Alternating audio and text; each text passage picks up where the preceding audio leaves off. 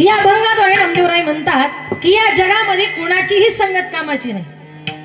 एक निमित्त जर माणसाला संतांची संगत मिळाली ना तर वैकुंठामध्ये हजारो कल्प राहायला मिळतील का ज्याला परमार्थामध्ये खरं सर्व सुख म्हणतात। आणि ते सर्व सुख केवळ संतांच्या संगतीने मिळतं। मग एकदा का माणूस संतांच्या संगतीमध्ये गेला की ते संत त्या जीवाला त्या माणसाला आपणा सारिखे करीती तत्काळ नाही काळ वेळ तया लागी।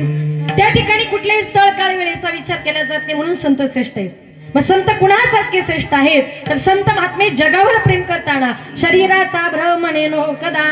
शेवटी या अभंगामध्ये माझ्या नामदेवरायांनी संतांची तुलना गायी बरोबर करण्याचा प्रयत्न केला। विठाल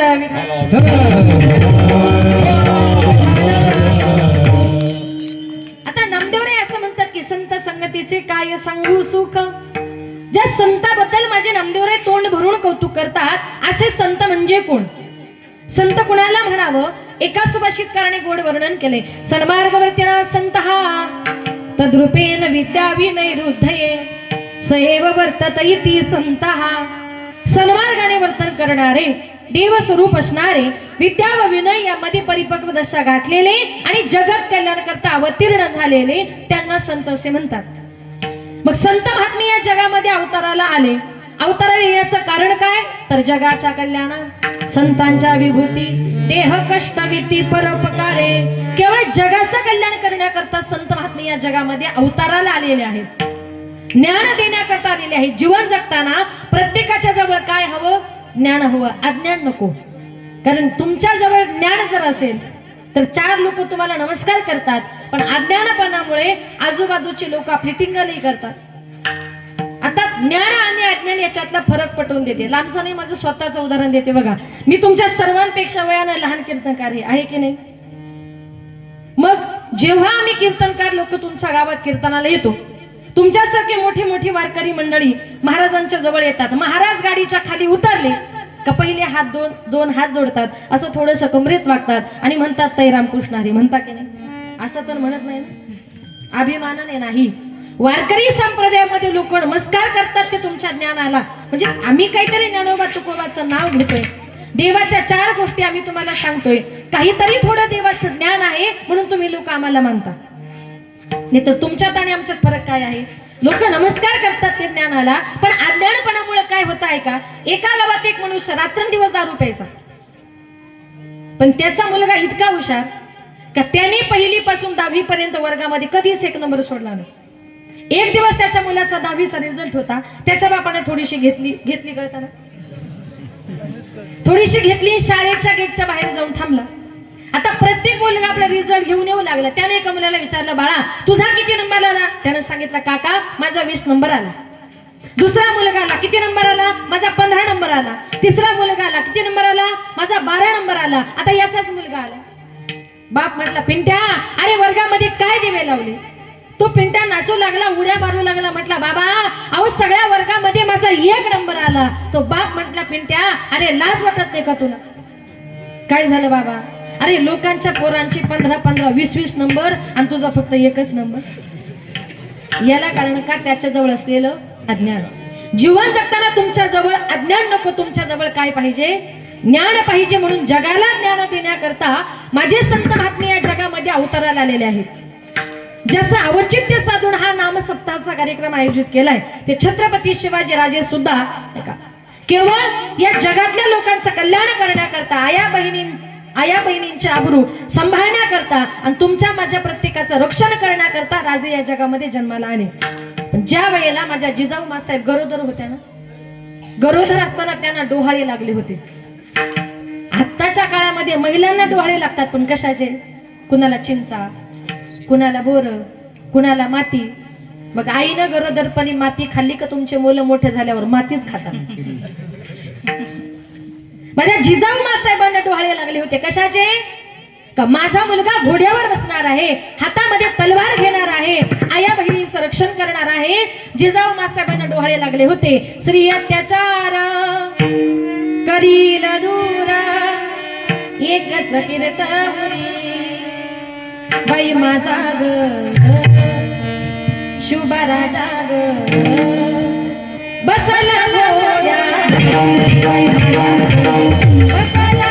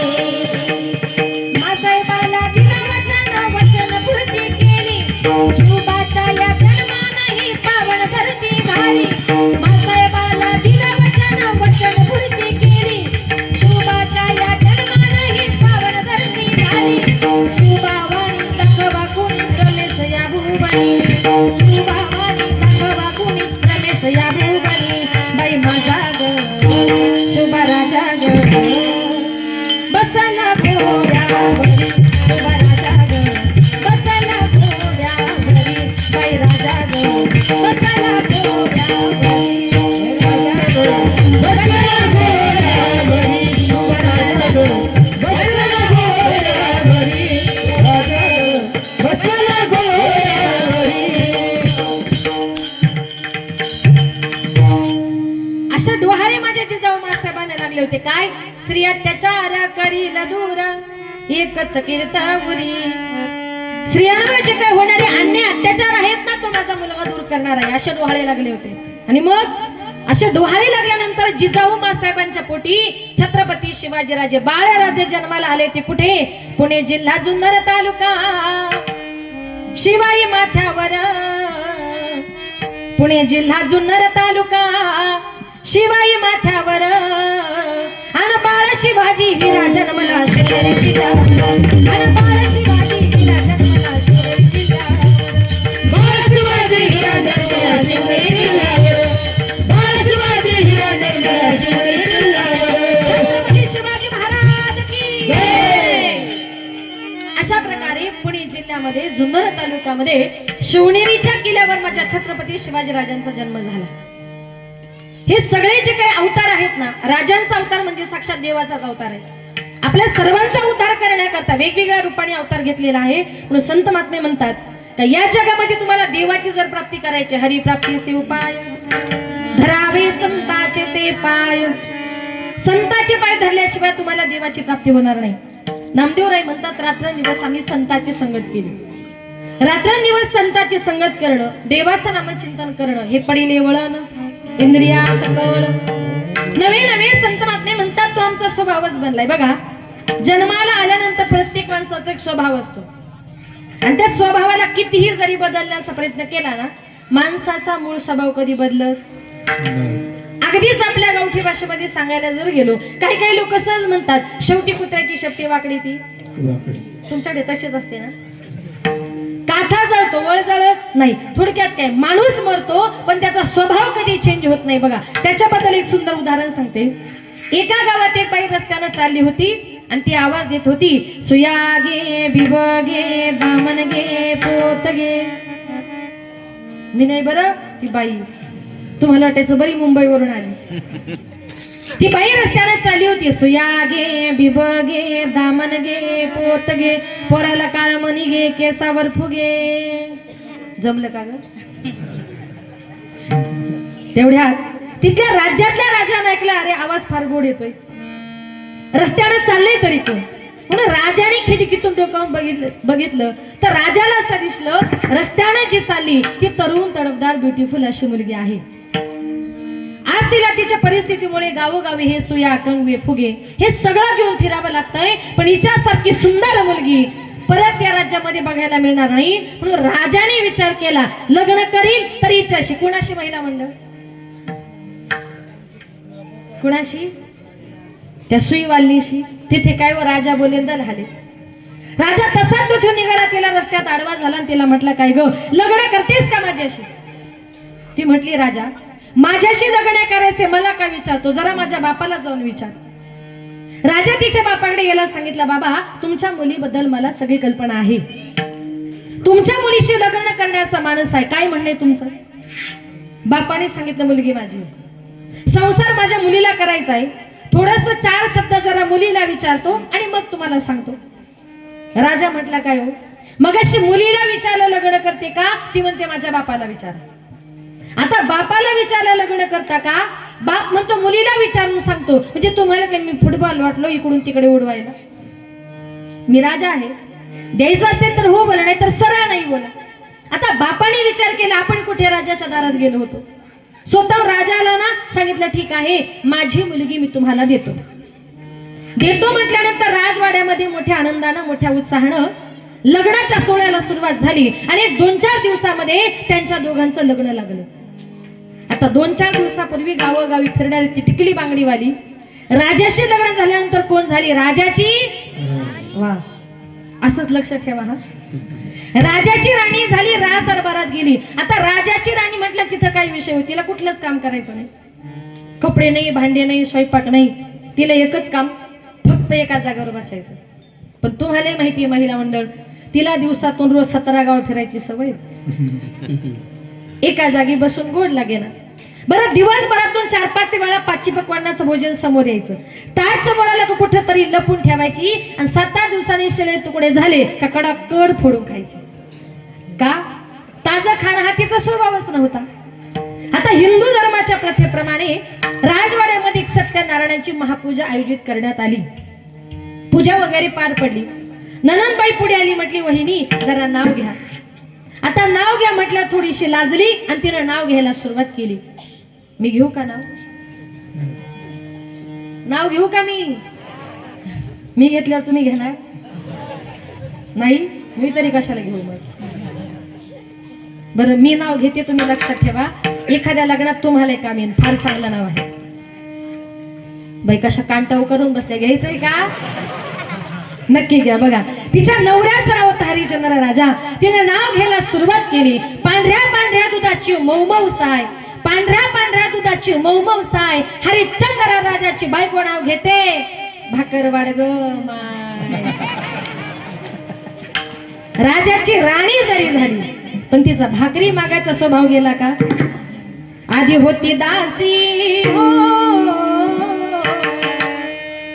आधी होती दासी, पट्ट राणी केली तिसी. तिचे हिंडणे राहिला तिचे हिंडणे राहिला मूळ स्वभाव जाईना. तिचे हिंडणे राहिला मूळ स्वभाव जाईना. तिचे हिंडणे राहिला मूळ स्वभाव जाईना. आधी होती दासी पट्ट राणी केली तिसी, आधी होती दासी पट्ट राणी केली तिसी. तिचे हिंडणे राहिला मूळ स्वभाव जाईना. तिचे हिंडणे राहिला मूळ स्वभाव जाईना. तिचे हिंडणे राहिला मूळ स्वभाव जाईना. तिचे हिंडणे राहिला मूळ स्वभाव जाईना. आधी होता वाघ्या दैव योगे झाला पाग्या, आधी होता वाघ्या दैव योगे झाला पाग्या. त्याचा येळकोट राहिला मूळ स्वभाव जाईना. त्याचा येळकोट राहिला मूळ स्वभाव जाईना. त्याचा येळकोट राहिला मूळ स्वभाव जाईना. त्याचा येळकोट राहिला मूळ स्वभाव जाईना. मूळ स्वभाव जाईना. मूळ स्वभाव जाईना. नाथ बाबांचं मूळ स्वभाव नावाचं प्रकरण आहे, त्याच्यात सांगितलंय. आधी होती दासी पट्ट राणी केली तिसी. तिचे हिंडणे राहीना मूळ स्वभाव जाईना. आधी होता वाघ्या, इथं कोणी वाघ्या? खंडेरायांचा नाही ना. दैव योगे झाला पाग्या, त्याचा येळकोट राहीना मूळ स्वभाव जाईना.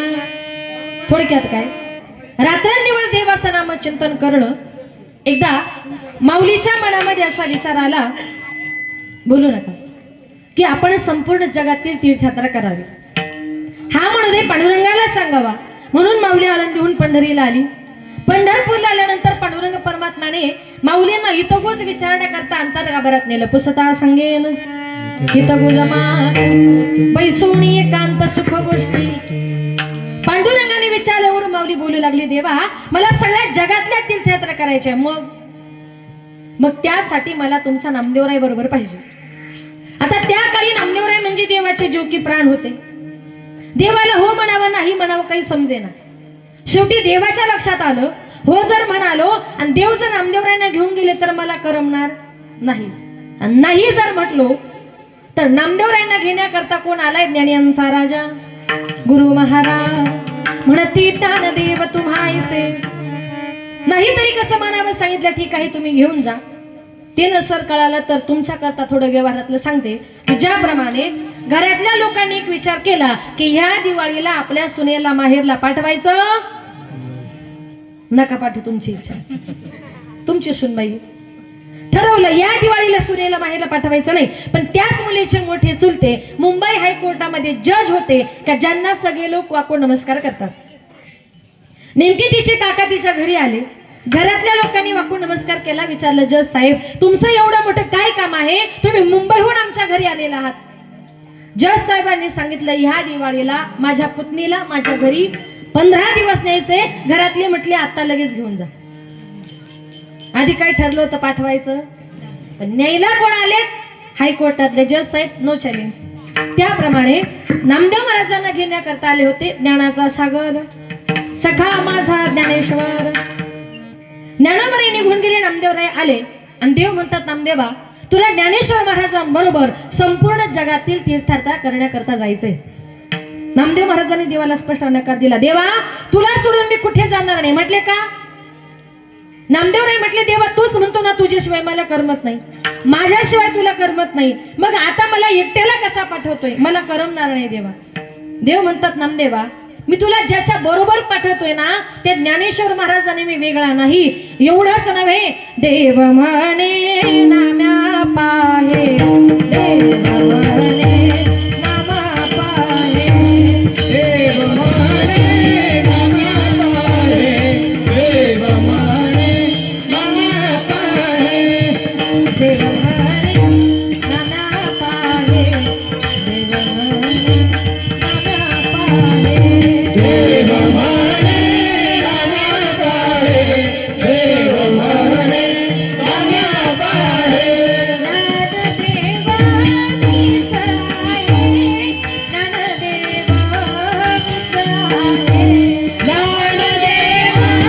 मीच आहे, ज्ञानदेव मीच आहे. तू आणि मी नाही तुझा, ज्ञानदेव आत्मा माझा, तू आणि मी नाही तुझा, ज्ञानदेव आत्मा माझा.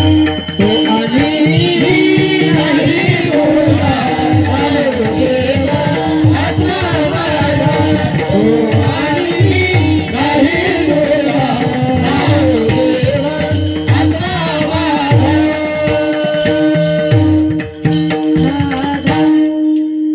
देव म्हणे नामा पाहे, ज्ञानदेव मीच आहे, तो आणि मी नाही तुझा, ज्ञानदेव आत्मा माझा. रे ज्ञानोबरायांचा माझा आत्मा एकच आहे. म्हटले असं म्हणतोच? म्हटले हो, बघ मी तीर्थयात्रेला जातो पण एका अटीवर, लहान मुलासारखं.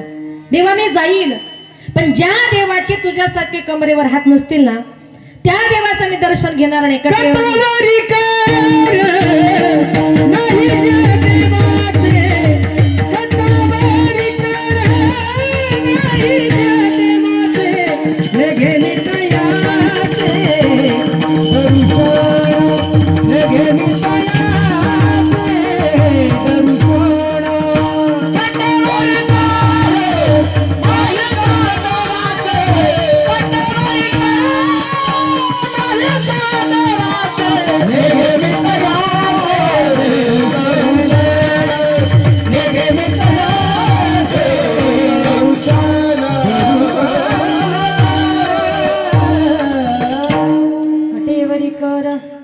नाही ज्या देवाचे न घे मी तयाचे दर्शन. नको घेऊ दर्शन, फक्त तू तीर्थयात्रा करण्याकरता जावं एवढी माझी इच्छा आहे.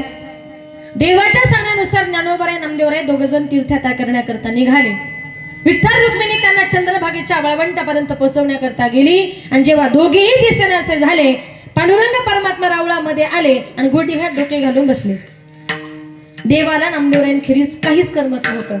पण ज्या वेळेला कितीतरी वर्षातून ज्ञानोबराय नामदेवराय तीर्थयात्रा करून परत आले, नामदेवराय पंढरपूरच्या रावळामध्ये गेले आणि देवाला वाटलं की अरे माझा लाडका भक्त नामदेवराय इतक्या वर्षातून मला भेटतोय आणि जावं आणि त्याला कडकडून असा लिंगण द्यावं या आशेने देव विटेवरून खाली उतरले. पण नामदेवराय म्हटले, देवा तुला आलिंगन देण्यापेक्षा संताच्या संगतीचं सुख किती मोठं आहे हे आज मला कळालं. अभंगाचे प्रथम चरण. संत संगतीचे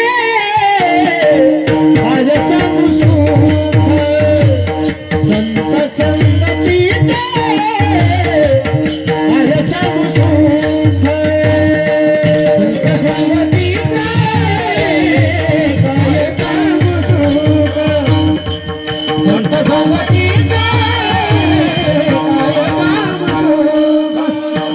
संत संगतीचे आज सांगू सुख, संत संगतीचे आज सांगू सुख.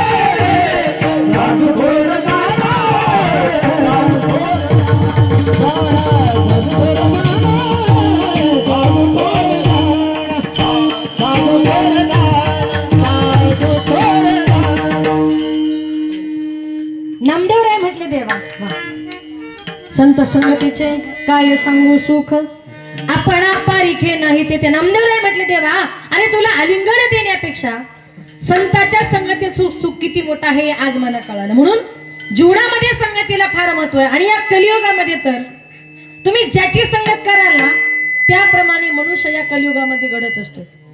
तुम्ही चांगल्याची संगत करा मनुष्य चांगला बनतो, वाईटाची संगत करा मनुष्य वाईट बनतो. एक उदाहरण सांगते बघा, प्रत्येकाला पटेल.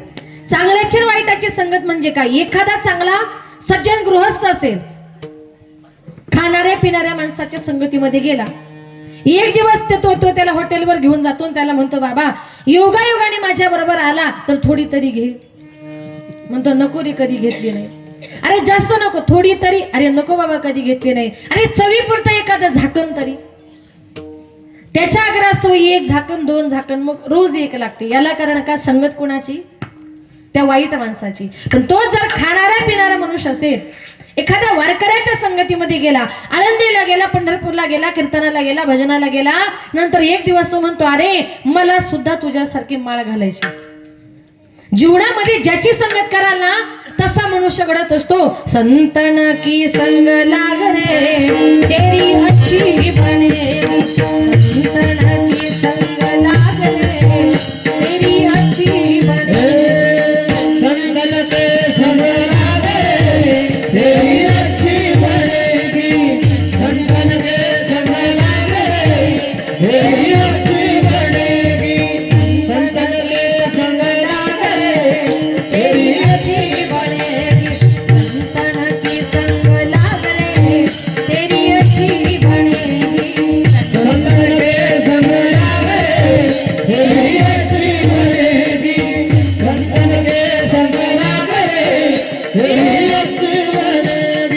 अच्छी बनेगी तेरी बिगड़ी बनेगी, अच्छी बनेगी तेरी बिगड़ी बनेगी, अच्छी बनेगी तेरी बिगड़ी बनेगी.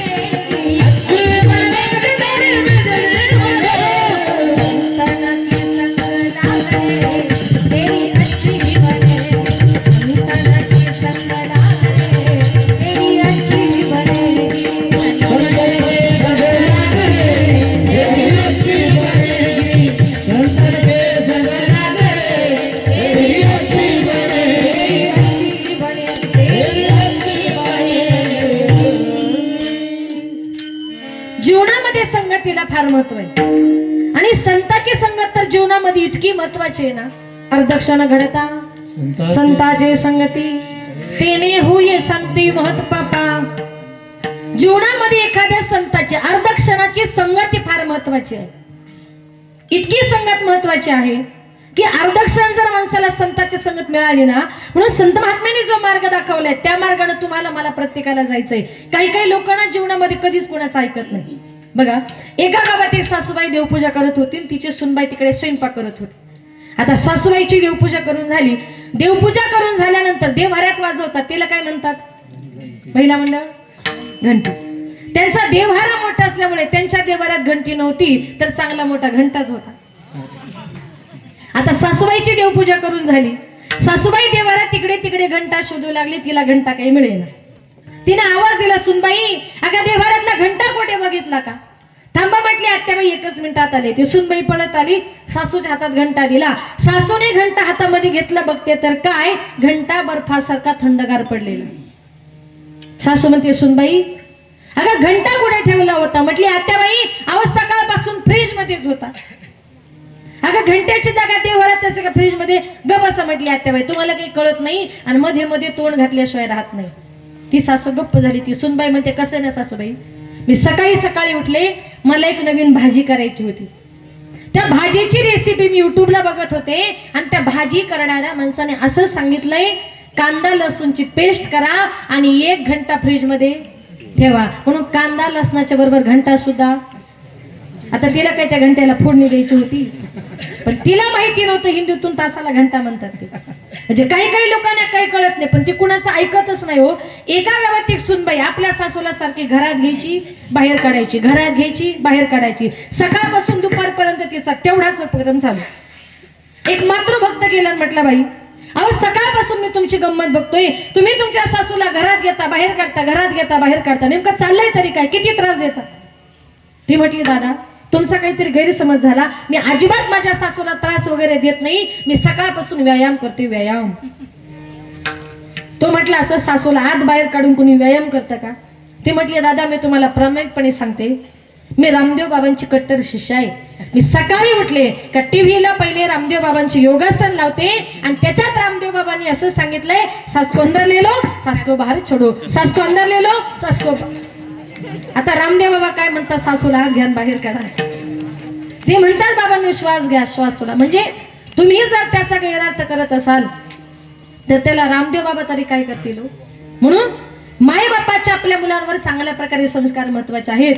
माझ्या जिजाऊ मासाहेबांनी छत्रपती शिवाजी राजांवर इतके चांगले संस्कार केले होते की जिजाऊ मासाहेबांनी त्याला सांगितलं, बाळा परस्त्री माते समान मानावी, या रयतीचं तुला रक्षण करायचंय. म्हणून कल्याणच्या सुभेदाराची आणलेली सून खना नारळाची ओटी भरून तिला तिच्या घरी सुरक्षित पोहोचवलं. याला म्हणतात जिजाऊ मासाहेबांचे संस्कार. इतकं मोठं पुण्य माझ्या जिजाऊ मासाहेबांनी केलं का तिच्या पुण्याईचं फळ म्हणून माझ्या जिजाऊची पुण्याई कशी आली व फळाला, माझ्या जिजाऊची पुण्याई कशी आली व फळाला. तो बापाचा बाप बघ शोभा जन्मला, तो बापाचा बाप बघ शोभा जन्मला. जिजाऊची पुण्याई कशी आली व फळाला, माझ्या जिजाऊची पुण्याई कशी आली व फळाला. तो बापाचा बाप बघ शोभा जन्मला, तो बापाचा बाप बघ शोभा जन्मला. माझ्या जिजाऊची पुण्याई बघा, जिजाऊ मासाहेबांनी इतके आपल्या मुलावर संस्कार केले होते. माझ्या छत्रपती शिवाजी राजांनी जिजाऊ मासाहेबांचा शब्द कधी खाली पडू दिला नाही. म्हणून आजही आपल्या मंदिरावरचे कळस, आपल्या अंगणातली तुळस, स्त्रियांच्या कपाळावरचं कुंकू, आपल्या लेकी बाळी आज सुरक्षित आहे. आणि आज महाराष्ट्रात किंवा महाराष्ट्राच्या बाहेर जी काही कीर्तन भजनात चालली ना, ही फक्त माझ्या छत्रपती शिवाजी राजांची कृपा. राजे जर नसते तर कदाचित महाराष्ट्रातले कीर्तन भजन सुद्धा बंद झाले असते. तो बापाचा बाप वाघ शोभा जन्मला, तो बापाचा बाप वाघ शोभा जन्मला, तो बापाचा बाप वाघ शोभा जन्मला, तो बापाचा बाप वाघ शोभा जन्मला. इतका सुंदर मुलगा तिने आपल्या पुढे जन्माला घातला का त्यानं उभ्या महाराष्ट्राचं रक्षण केलं. तुमच्या सर्व आया बहिणींचं नाही का रक्षण त्यानं केलं. आणि आजही महाराष्ट्रभर कीर्तन भजन चालत नाही, फक्त माझ्या छत्रपती शिवाजी राजांची कृपा आहे. इतके उत्तम प्रकारे संस्कार तिनं आपल्या मुलावर रुजवले हो. त्याप्रमाणे आपल्याला सुद्धा आपल्या मुलांवर उत्तम प्रकारे संस्कार रुजवायचे. आताच्या काळामध्ये मातांना आपल्या मुलांवर संस्कार कसे करावे हे माहित नाही. पूर्वीच्या काळी माता रात्रंदिवस कुठलंही काम करताना कामामध्ये काम, काही म्हणा राम राम, दळिता कांडिता जीविता गे बाई, राम वेणो वेळामी गाऊ ओविये. कुठलंही काम करताना त्या माता फक्त देवाचं नामचिंतन करायचं. म्हणून गरोदरपणी बघा, बाळावर पहिले गर्भसंस्कार हे मातेच्या उदरामध्ये होत असतात. गरोदरपणी तुम्ही हरिपाठाला गेल्या, कीर्तनाला गेल्या, भजनाला गेल्या तर तुमची मुलं अशी कीर्तनात टाळ घेऊन उभी राहतील.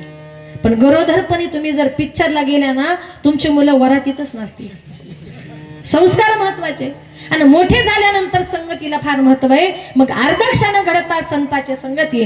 अर्धक्षण जर माणसाला संताची संगत मिळाली ना तर किती फायद्याचं एक सुंदर उदाहरण सांगते ऐका. एका गावात एक साधू महाराज गंगेच्या किनारी त्यांनी स्नान केलं. गंगेच्या किनारी ते देवाचं ध्यान करत बसले. तेवढ्यात तिथल्या प्रजेचा राजा गंगेवर स्नाना करता आला. स्नाना करता आल्यानंतर त्याने साधू महाराजांना बघितलं. म्हटले साधू महाराज नेमका मंत्र तरी कुठला बोलतायत. तो महाराजांच्या पाठीमागे गुपचूप जाऊन उभा राहिला. साधू महाराजांनी डोळे उघडले. तेवढ्यात साधू महाराजांच्या समोर एक बगळा, बघा हे उदाहरण प्रत्येकाच्या जीवनात काम येणार आहे म्हणून प्रत्येकानं ऐका. तो बगळा काय करायचा, पाण्यात चोच बुडवायचा, दगडावर घासायचा, पाण्यात चोच बुडवायचा, दगडावर घासायचा. त्याला बघून साधू महाराज म्हणतात, अरे बगळ्या, अरे घी कर तिखी करे, ऊपर लगाया पानी, जिस कारण तुम तिखी करे वो सब हम जाने. बगळ्या, घासून घासून तो तीक्ष्ण करतो. हे कशा करता करतो? माशी पकडण्या करताना मला 100% माहिती आहे. पुन्हा पुन्हा बघा तो प्रयोग करते म्हणून पुन्हा पुन्हा साधू महाराज म्हणताय घीस घीस करे तिखी करे ऊपर लगाया पाणी जिस कारण तुम तिखी करे ओ सब हम जाने. आता राजा पाठीमागे गुपचूप उभा होता. त्याला हिंदी कळत नव्हती. त्याला वाटलं हा काहीतरी मंत्रच आहे. त्याने 4-5 वेळा ऐकला आणि त्याने तो मंत्र पाठ केला. रस्त्यानं चालताना मंत्र म्हणायला लागला घीस घीस करे तिखी करे ऊपर लगाया पाणी जिस कारण तुम तिखी करे ओ सब हम जाने. मंत्र म्हणत म्हणत राजवाड्यामध्ये गेला. राजाच्या राणीने राजाला मारण्याकरता अनेक प्रकारचे प्रयत्न केले होते पण सगळे प्रयत्न फुकट गेले. राणीने न्हाव्याला सांगितलं न्हावी दादा आज तुला एक काम करायचंय. म्हटले काय? राजे साहेबांची दाढी करता करता राजाची मान कापायची. न्हाव्याने सांगितलं सोपं. राणीने सांगितलं तुला जगायचं असेल तर मी सांगितलेलं काम तुला करावंच लागेल. न्हावी दादा असा थरथर कापत कापत राजवाड्यामध्ये गेला. राजे साहेबांना सांगितलं राजे साहेब राणी साहेबांच्या आज्ञेने जरा खुर्चीत बसा तुमची दाढी करायची. आता राजा खुर्चीमध्ये बसला. मग तो न्हावी काय करायचं माहितीये? आता दाढी करता करता मान कापायची म्हणजे पूर्वीच्या काळी दाढी करण्याकरता काय असायचा? वस्तारा. मग वस्तारा कसा पाहिजे? जरा धारदार पाहिजे. म्हणून तो न्हावी काय करायचा? असा वस्तारा पाण्यात बुडवायचा हातावर घासायचा. पाण्यात बुडवायचा हातावर घासायचा. आणि त्याला बघून तो राजा म्हणतो अरे न्हावी दादा अरे घीस घीस करे तिखी करे ऊपर लगाया पाणी जिस कारण तुम तिखी करे ओ सब हम जाने. माहिती काहीच नाही फक्त साधूचा मंत्र. न्हावी घाबरला. म्हटला राजाला माहिती पडलं.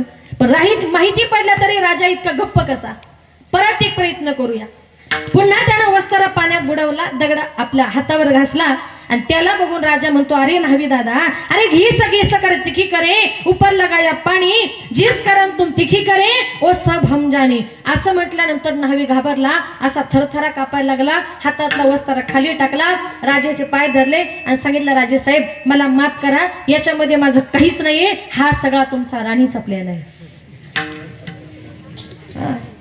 आता राजा म्हटला आता खरं सांग काय प्लॅन आहे ते. मग तेव्हा न्हाव्याने सांगितलं राजे साहेब तुमच्या राणीची आज्ञा अशी होती का आज राजाची दाढी करता करता मान कापायची. पण बरं झालं तुम्हाला अगोदरच माहिती पडलं. आता नंतर दोघांचं किती भांडण झालं त्याची आपल्याला गरज नाही. पण त्याच्यातून आपल्याला एकच घ्यायचंय. त्या दिवशी जर कदाचित राजाने तो साधू महाराजांचा मंत्र ऐकला नसता तर कदाचित आज राजाची मान कापली गेली असती. पण अर्धक्षण घडता संताची संगती तेने होय शांती महत पापा. म्हणून खरा संत कुणाला म्हणतात? त्याची संत त्याची संत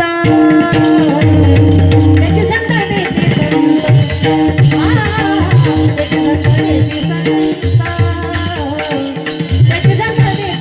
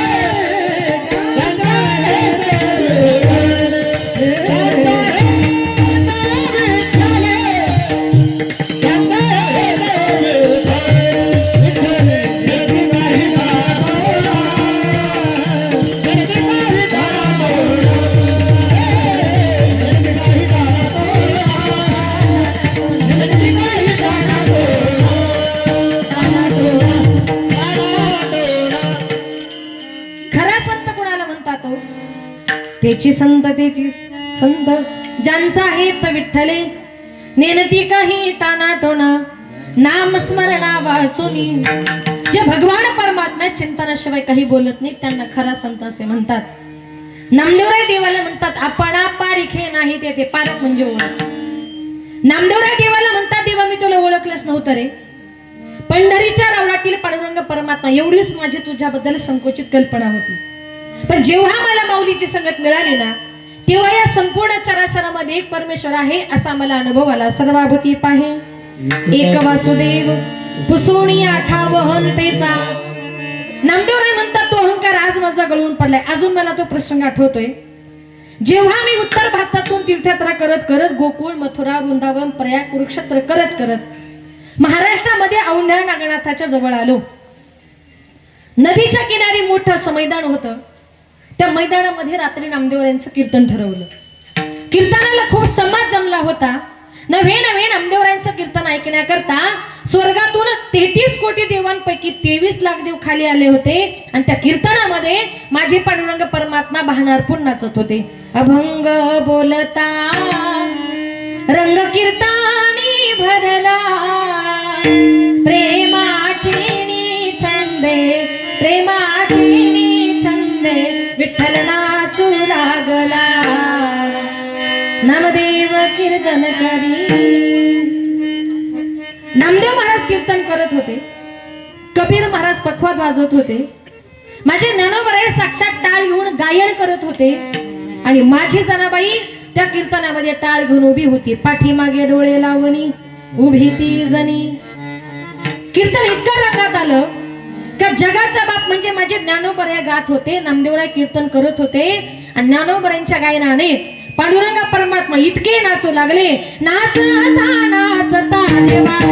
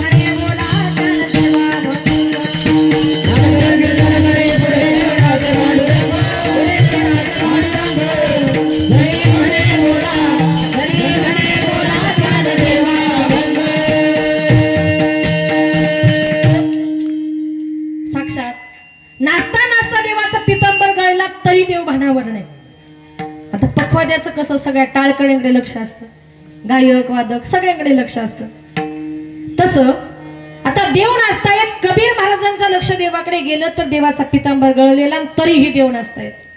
कबीर महाराज म्हणतात देवा देवा हा तुमचा पितांबर।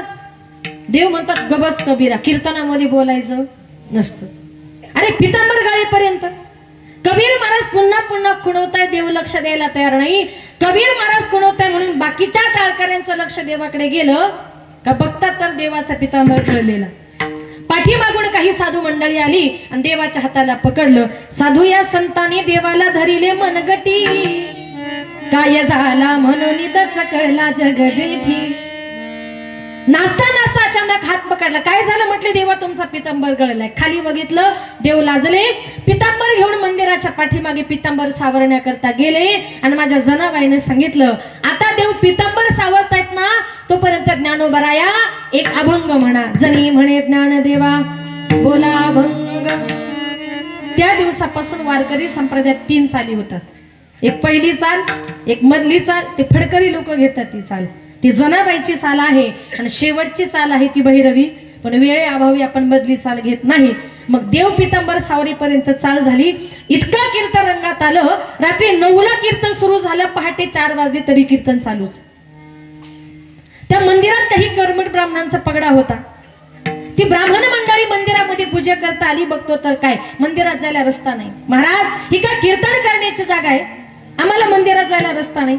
तुम्ही मंदिराच्या मागे जा, तिकडे मोठं मैदान आहे, तिकडे जाऊन तुमचं कीर्तन करा. आमचे संत हे शांत स्वभावाचे असतात. नामदेवराय तिथून निघाले, मंदिराच्या पाठीमागे गेले. सगळा समाज नामदेवरायांच्या मागे गेला. पुन्हा नामदेवरायांनी कीर्तन करायला सुरुवात केली. कबीर महाराज पखात वाजू लागले, ज्ञानोबाराय गाऊ लागले. बाकीच्या संत मंडळींनी टाळ घेतली. सगळेजण कीर्तन ऐकत होते, पण तिथल्या औंढ्या नागनाथ देवाला साकडं पडलं. आज 23 लाख देव माझ्या घरी पाहुणे आलेत. जगाचा बाप पांडुरंग परमात्मा माझ्या घरी पाहुणा आलाय. ज्ञानोबाराय, नामदेवराय, कबीर महाराज, जनाबाई यांच्यासारखी संत मंडळी माझ्या घरी पाहुणे आलेत. इथल्या कर्मठ ब्राह्मणांनी त्यांचा अपमान केलाय. आता मला असं स्वस्त बसून चालणार नाही. त्या औंढ्या नागनाथ देवानं काय केलं? फिरविले राहुळ जगा माझी खाती, फिरविले राहुळ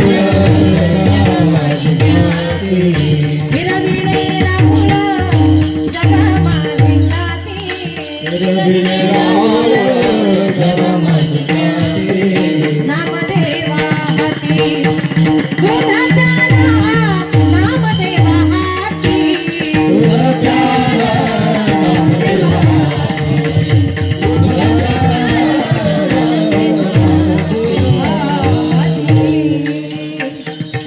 फिरविले राऊळ जगा माझी खाती, नामदेव हाती दूध प्याला. कीर्तन चालू असताना औंढा नागनाथ देवाने आपलं तोंड ज्या ठिकाणी नामदेवरायांचं कीर्तन चालू होतं त्या ठिकाणी तोंड फिरवलं. बघा, नुसतं औंढा नागनाथ देवाने तोंड नाही फिरवलं, एवढं मोठं निर्जीव दगडाचं मंदिर सुद्धा फिरलं. आजही तुम्ही हिंगोली जिल्ह्यात औंढा नागनाथला जर गेलात तर महादेवाचा नंदी कुठे असतो? मंदिराच्या समोर. पण तिथला नंदी मंदिराच्या पाठीमागे आहे, कारण तिथल्या देवानं तोंड फिरवलेलं आहे. मग नामदेवराय म्हणतात, औंढा नागनाथ देवानं तोंड फिरवलं, पण एवढं मोठं निर्जीव दगडाचं मंदिर सुद्धा फिरलं. हे कुणाच्या कृपेने झालं? केवळ संताच्या. म्हणून नामदेवराय म्हणतात, मी तुम्हाला एक नाही 2 हात वर करून सांगतो, या कलियुगामध्ये संगत जर करायचे, साधूची करा, संताची करा. कारण या कलियुगामध्ये साधूच थोर आहेत, अभंगाचे दुसरे चरण. साधू थोर जाणा, साधू थोर जाणा,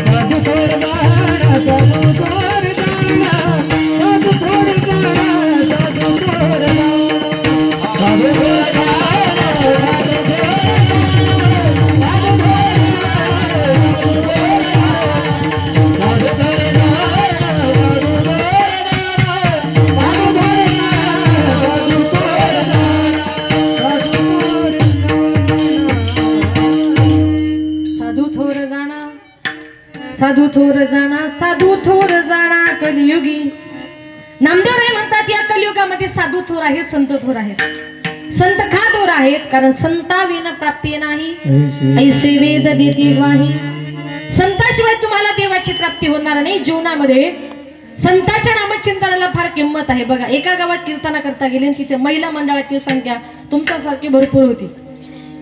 तिथल्या महिलांना सांगितलं, माझ्या पाठीमागे भजन म्हणणार का तुम्ही? महिला मंडळ भजन म्हणणार ना? जरा व्यवस्थित बसा बरं, टाळ्या वाजून छान भजन म्हणा. 2 मिनिटं टाळ पकवत काही वाजू नका. ज्ञानोबा माऊली तुकाराम, ज्ञानोबा माऊली तुकाराम,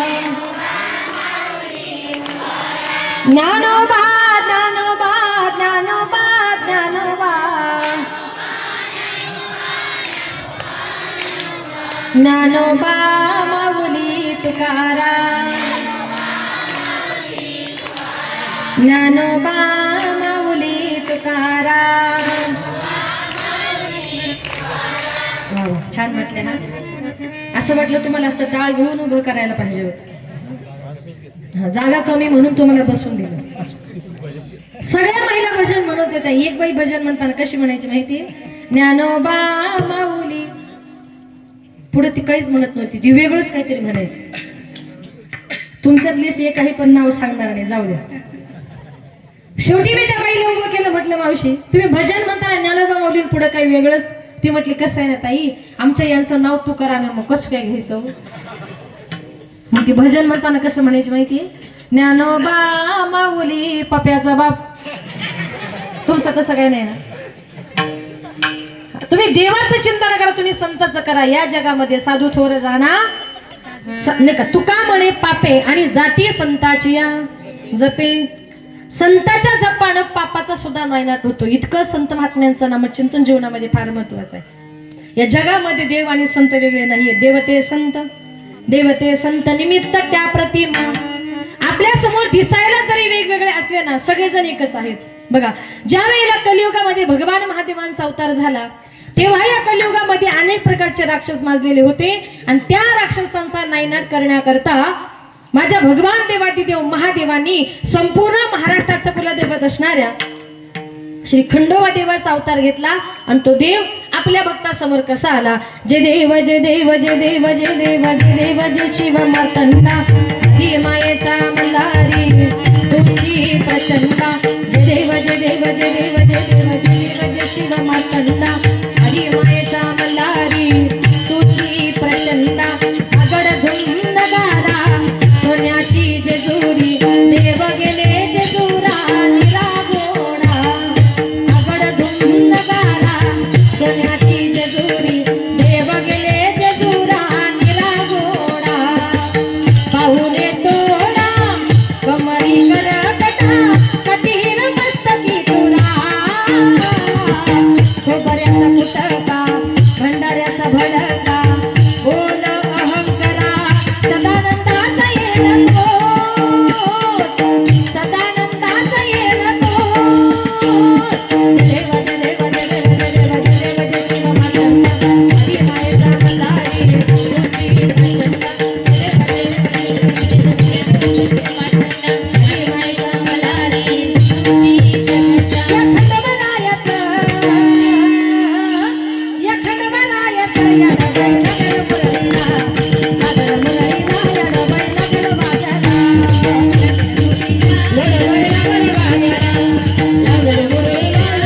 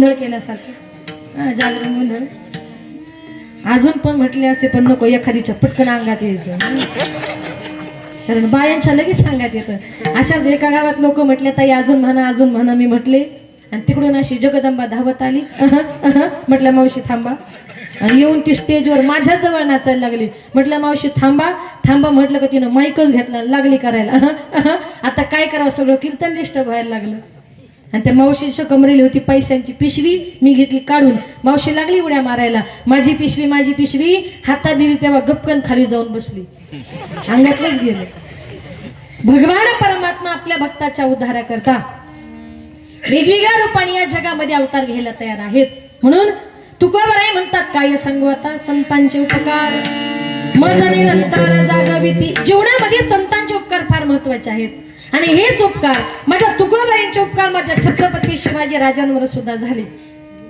कसे झाले तर त्याच्याबद्दल सुंदर उदाहरण सांगते प्रत्येकाने लक्षपूर्वक ऐका एक दिवस जिजाऊ मासाहेब आपल्या कपाटामधल्या काही पुस्तकांची पानं चालत होत्या पानं चालत असताना जिजाऊ मासाहेबांना छत्रपती शिवाजी राजांची जन्मकुंडलिनी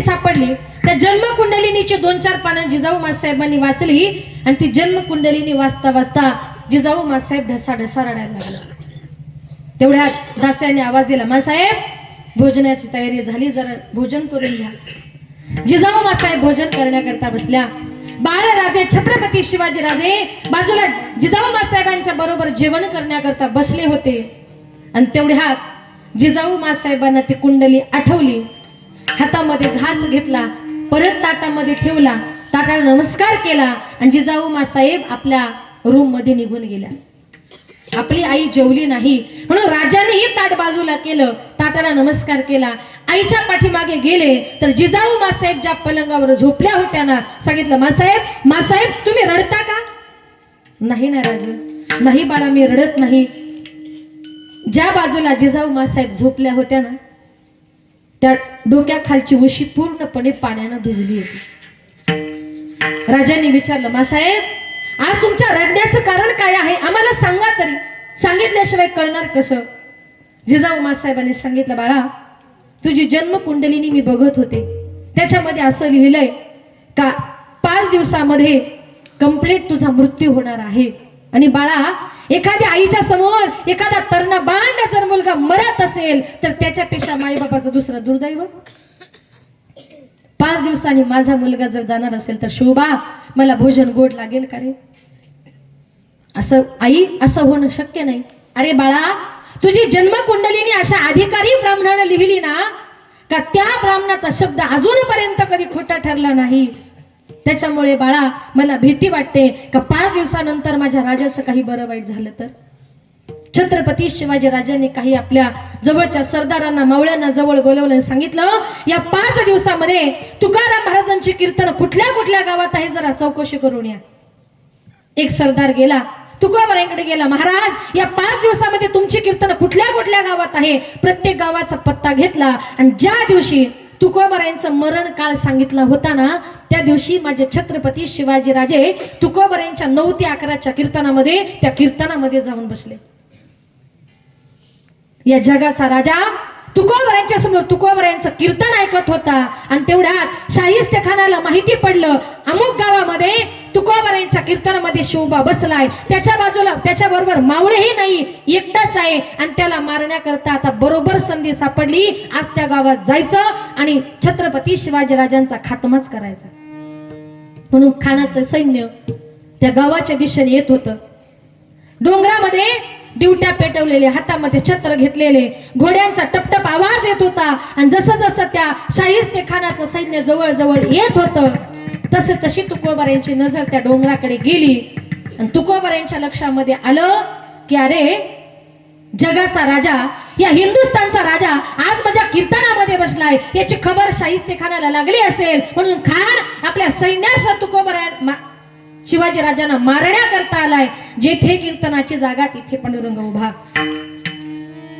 तुकोबरायांनी मनातल्या मनात सांगितलं पांडुरंगा आजच्या जनतेचा राजा आजच्या रयतेचा राजा आज माझ्या समोर कीर्तनामध्ये बसलाय आणि जर या राजाचं कीर्तनामध्ये जर काही झालं ना तर उद्या ही कीर्तन भजन सुद्धा बंद पडतील. पांडुरंगा, आता राजाला वाचवायचंय, तुम्हालाच काहीतरी करावं लागेल. कीर्तन चालू असताना छत्रपती शिवाजीराजे कीर्तनामध्ये बसले होते. माझे पांडुरंग परमात्मा कीर्तनातून बाजूला गेले. छत्रपती शिवाजीराजांचं रूप धारण केलं. डोक्यावर जिरे टोप घातला, घोड्यावर स्वार झाले, हातामध्ये तलवार घेतली, अनेक मावळे बरोबर घेतले आणि शाहिस्तेखानाच्या दिशेने निघाले. शाहिस्तेखानानं बघितला, रे शिवबा राजा येतोय, अनेक सैन्य त्याच्या बरोबर आहे. शाहिस्तेखान परतला आणि परतल्यानंतर तुकोबारायांनी तिकडे बघितलं आणि कीर्तन संपल्यानंतर छत्रपती शिवाजी राजे तुकोबारायांचं दर्शन घेण्याकरता आले आणि ढसाढसा रडू लागले की तुकोबाराया, तुमचे आज माझ्यावर इतके उपकार झालेत का माझ्या आईने सांगितलं होतं आज माझा मृत्यू होणार आहे. माझा मृत्यू मला डोळ्यासमोर दिसत होता, पण महाराज तुमच्या कीर्तनामध्ये बसल्यामुळे माझा जीव वाचला. म्हणून आजही माझ्या छत्रपती शिवाजी राजाकडून शिकावं कीर्तन काय कावी. तर ज्याला आपलं आयुष्य सुखाचं समाधानाचं शेवटपर्यंत जगायचंय त्यानं शेवटपर्यंत कीर्तन भजने हे ऐकलीच पाहिजे. त्या दिवशी तुमचा माझा प्रत्येकाचा उद्धार होणार आहे. माझे राजे त्या कीर्तनातून उठले, आपल्या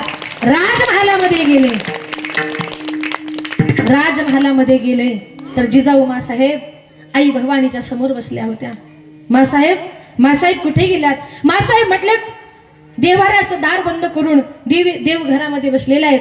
छत्रपती शिवाजी राजांनी ते दार खोललं आणि आतमध्ये गेले तर माझ्या जिजाऊ मासाहेब 2 हातांवर कापूर पेटवून बसल्या होत्या. अरे, माझा बाळाचा जर मृत्यू होणार असेल, आई भवानी जोपर्यंत माझा राजा परत येत नाही तोपर्यंत हातावरचा कापूर विझू देणार नाही. माझे हात जळाले तरी चालेल. भवानी माते, तुझ्या समोर मी साकडं घालते. ज्या वेळेला छत्रपती शिवाजी राजांनी बघितलं की आपली आई हातावर कापूर घेऊन बसली होती, जिजाऊ मासाहेबांचे हात पूर्णपणे जळून गेले होते.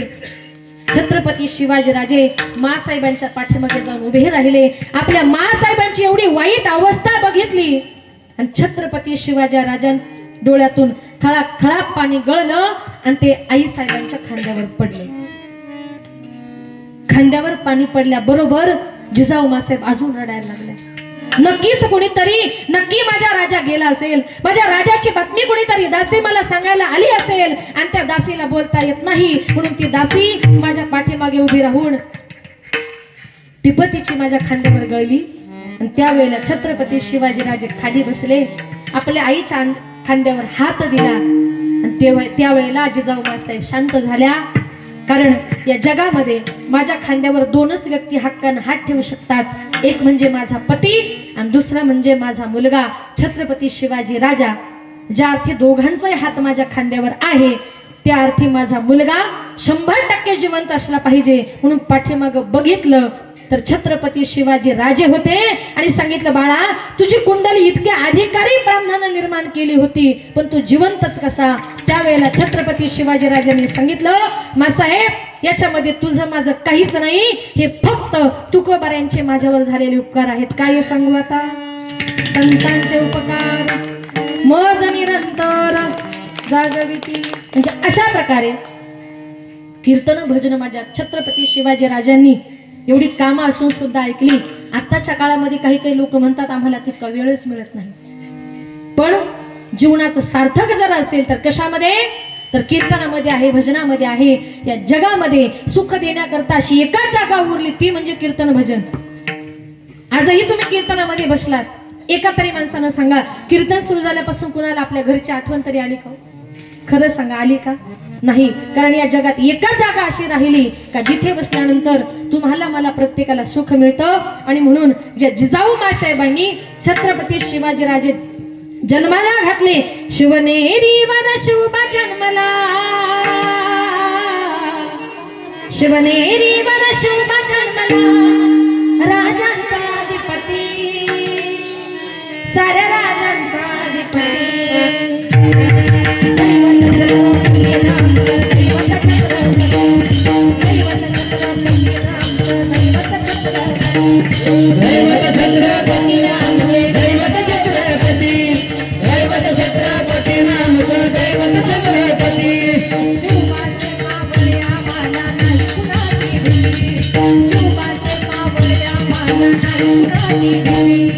शिवबाचे मावळे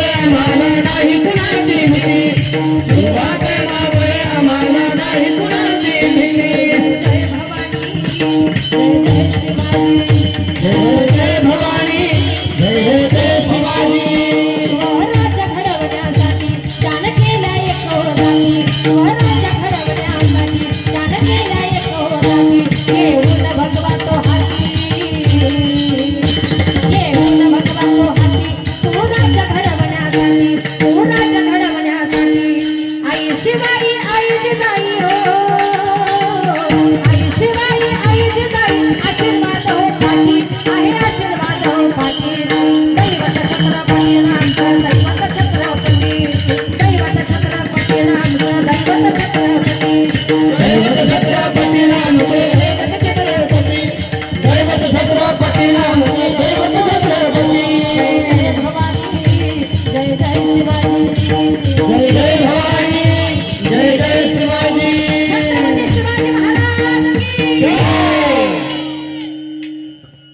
अशा प्रकारे जे छत्रपती शिवाजीराजे इथे जन्माला आले म्हणून राजे जरी जन्माला आले ना तरी आजही आपण विचार जर केला तर माझ्या छत्रपती शिवाजीराजांनी तुमच्या माझ्या सर्वांचं रक्षण करण्याचं काम केलं आणि मग माझ्या नामदेवराय म्हणतात या कलियुगामध्ये साधू थोर जाणं साधू थोर जाणं साधू थोर जाणं कलियुगी या कलियुगामध्ये साधू थोर आहेत साधकांनी नामदेवरायांना प्रश्न केला नामदेवराय कीर्तन सुरू झाल्यापासून म्हणताय हो साधू थोर आहेत नेमके कुणासारखे श्रेष्ठ आहेत संत आमचा अंगीकार करतील का संत आम्हाला जवळ घेतील का संत इतरांच्या कल्याणाचा विचार करतातच करतात पण ज्यांनी त्यांना त्रास दिला ज्यांनी त्यांचा छळ केला त्यांच्या कल्याणाचा विचार देखील ते आईच्याच मायेनं करतात म्हणून तर संपूर्ण जग आजही माझ्या ज्ञानोबरायांना माऊली या नावानं ओळखतं संन्यासाची मुलं म्हणून त्यांचा किती छळ केला म्हणून सांगू तो जर प्रसंग आठवला अंगावर शहारे येतात डोळे अश्रूंनी भरतात ज्यांच्या ओठावरचे दूध वाळले तोच त्यांच्या माता पित्यांना देहांताची शिक्षा दिली त्यांच्या झोळीमध्ये शिळ्या बकरीचे तुकडे टाकले नाहीत परंतु शेण आणि दगड टाकले स्वतःच्या घरातून तांब्यावर पाणी दिलं नाही इंद्रायणीवर पाणी भरू दिलं नाही आणि मांडे भाजण्याकरता स्वतः भांड दिलं नाही पण कुंभारानं दिलेलं खापर हिसकावून घेऊन ते मुक्ताईच्या तोंडावर गाल सुजेपर्यंत मारलं इतका हा आळंदीकरांना दिलेला त्रास माझ्या ज्ञानोबरायांनी एका अभंगात एकाही ओवीमध्ये व्यक्त केला नाही उलट जगाच्या कल्याणाची भीक मागितली आणि काय सांगितलं जे खळांची व्यंकटी सांडो तया सत्कर्मी रती वाढो भूता परस्परे पडो मैत्र जीवांचे खळ म्हणजे वाईट ज्ञानोबराय म्हटले ज्यांनी ज्यांनी माझं वाईट केला ना अशा सगळ्या वाईटांचं चांगलं हो संत महात्मे विश्वावर दया करताना आपल्या शरीराचा कधी विचार करत नाही सर्व सुखी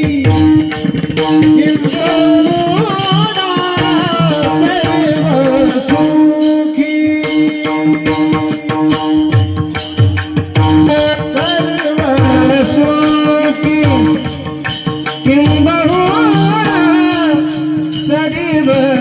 सुखी पूर्ण पूर्ण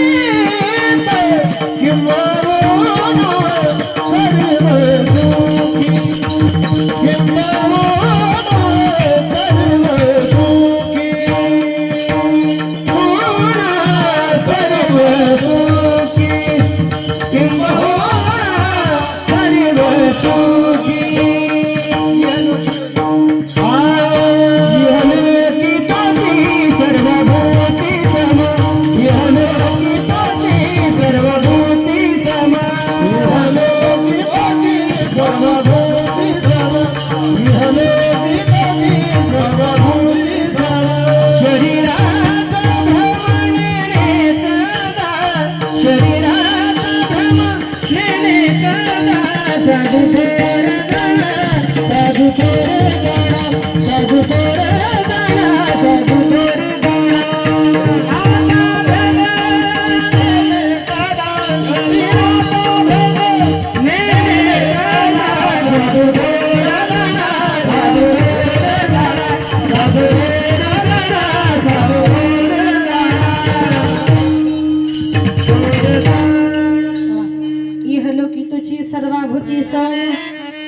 शरीराचा भ्रम नेनो कदा. नामदेवराय म्हणतात संत महात्मे जगावर प्रेम करताना आपल्या शरीराचा कधी विचार करत नाही, पण आपण आपल्या शरीरावर इतकं प्रेम करतोय. आणि आजही तुकोबाराय म्हणतात इतका सुंदर नरदेह माझ्या भगवान परमात्म्याने तुम्हाला मला दिलाय. पण काही काही लोक रात्रंदिवस व्यसन करतात. व्यसनांमध्ये माणसं दंग होत चाललेत. वाईट मार्गाने तुमचं माझं प्रत्येकाचं आयुष्य संपत चाललेत. पण आयुष्यभर तुम्ही व्यसनच जर करत राहिला ना, शेवटी तुमच्या नशिबामध्ये पश्चातापाशिवाय दुसरं काही शिल्लक राहत नाही. एक उदाहरण सांगते बघा. एका गावात एक मनुष्य रात्रंदिवस दारू प्यायचा. बायकोकडे लक्ष नाही, मुलांकडे लक्ष नाही. त्याची बायको कंटाळली, आपल्या बापाकडे गेली. सांगितलं, बाबा काय नवरा बघून दिला हो, मला 2 वेळेस अन्न खायला मिळत नाही. लहान लहान मुलं आहेत, त्यांना प्यायला दूध मिळत नाही, त्यांची तब्येत होणार कशी. बापाने सांगितलं, मुली दिल्या घरी सुखी राहा. तू म्हणते ना मुलांना दूध मिळत नाही, हवं तर मी तुझ्या मुलांकरता. तुम्हाला बकरी कळते का शेळी? दोन्ही कळतात. एक माणूस म्हटला, आम्हाला फक्त बोकड कळतो. असं नको आहे. तिच्या बापाने सांगितले, बाबा एवढी शेळी घेऊन जा, दुधाला कमी. त्या बाईने ती शेळी घेतली, आपल्या घरी आली. नवरा दारुडा. त्यानं बघितलं, म्हटलं, बापरे एवढी मोठी शेळी देते का गो पार्टीला? तिनं सांगितलं, बघा माझ्या बापाच्या घरून आणली, अजिबात शेळी तुम्हाला मिळणार नाही. पण तिला माहिती होतं माझा नवरा खातो पितो म्हणजे एक दिवस माझी शेळी चोरीला जाणार. मग ती बाई शेळी बांधताना अशी बांधायची का बेडरूमच्या खिडकीतून रात्रभर ती फक्त त्या शेळीलाच बघायची. नवऱ्यानं बघितलं, बायको रात्रभर शेळीवर नजर ठेवती, हिची शेळी चोरायची कशी. मग त्याच्या लक्षात आलं, म्हटलं अमावस्येच्या रात्री अंधाराचा फायदा घ्यायचा आणि हिची शेळी चोरायची. म्हटलं अमावस्येच्या रात्री त्याला वाटलं 2-2:30च्या सुमारास त्याला वाटलं बायको झोपली की काय, ती गुपचूप खिडकीतून बघत होती. हा गोठ्यामध्ये गेला. आता अमावस्येच्या रात्री अंधारही काळा, शेळीचा कलर पण काळाच. इतकी दारू पिलेली त्याला काहीच कळत नव्हतं. अंधारामध्ये तो गोठ्यामध्ये गेला. दारूच्या नशेत त्यानं ती शेळी नेली, तिची पार्टी बिर्टी केली. सकाळी उठला, स्नान संध्या केली, गोठ्यामध्ये फेरफटका मारायला गेला. बघतो तर काय, त्या गोठ्यामध्ये शेळी तशीच. बायकोला म्हटलं, काय ग गोठ्यामध्ये शेळी तशीच कशी काय? बायको म्हटली, अहो त्या शेळीचं मरू द्या, पण रात्री 2 वाजता गोठ्यातून तुम्ही आपलं काळं कुत्र कुठं घेऊन गेले होते आणि कुत्र्याचीच पार्टी केली. जीवनामध्ये पश्चातापाशिवाय दुसरं काही शिल्लक राहिलं का? संत महात्मे म्हणतात इतका सुंदर नामदेव माझ्या भगवान परमात्म्याने तुम्हाला मला दिलाय, पण या कलियुगामध्ये भगवान परमात्म्याचं नामचिंतन केल्याशिवाय तुमचा माझा उद्धार होणार नाही. नाम संकीर्तन साधन पै सोपे, साधन पै सोपे, नाम संकीर्तन साधन पै सोपे, साधन पै सोपे, नाम संकीर्तन साधन पै सोपे, साधन पै सोपे, नाम संकीर्तन साधन पै सोपे.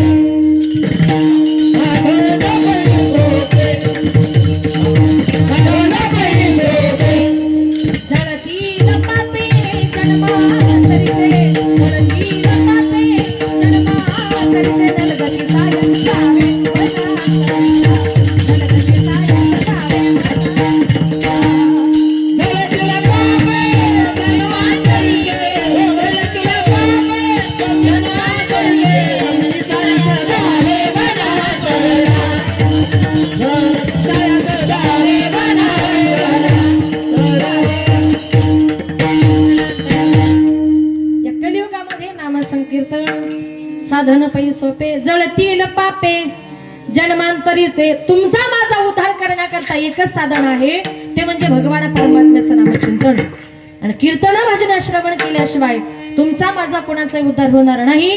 म्हणून आज आपलं गाव जे आहे, तुमची जाधव गल्ली जी आहे, ती ओळखली जाते त्याला मोठा गणपती. गणपती बाप्पा साक्षात तुमच्या मंदिरामध्ये बसलाय, तुमच्या जाधव गल्लीमध्ये बसलाय. तुमचं इतकं मोठं भाग्य.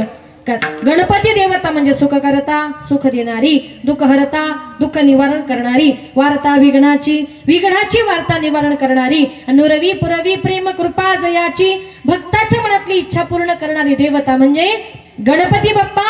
ती फक्त आपल्या भक्ताला सुख देण्याकरता आली. तूच सुख करता, तूच दुःख हरता, दिनाच्या नाथा बाप्पा मोरया रे, बाप्पा मोरया रे.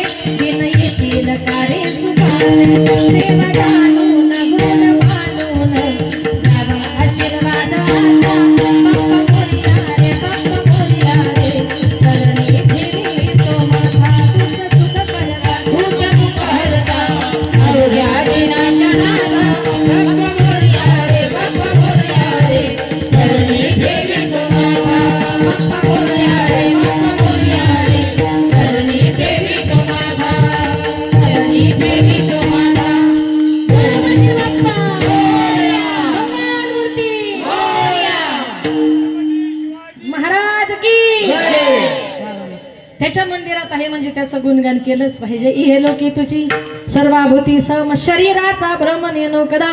एकदा सर्वांनी मोठ्या प्रेमानं हातानं टाळी आणि मुखानं परमेश्वराचं चिंतन विठोबा.